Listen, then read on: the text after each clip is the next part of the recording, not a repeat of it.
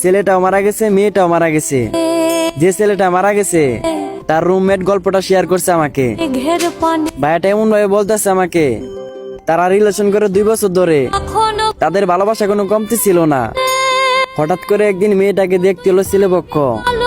ছেলেপক্ষ মেয়েটাকে দেখে অনেকটা পছন্দ হলো।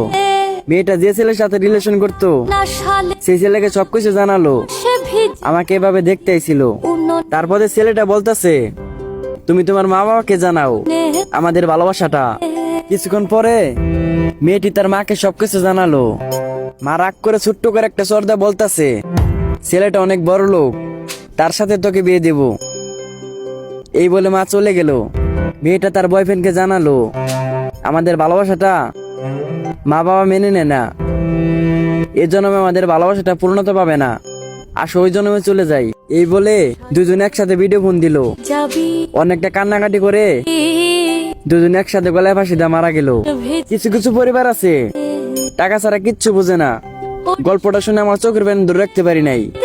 পারলে ভিডিওটা শেয়ার করে দিও, আরেকজনটা দেখার সুযোগ করে দিও। সবাই ভালো থাকবে।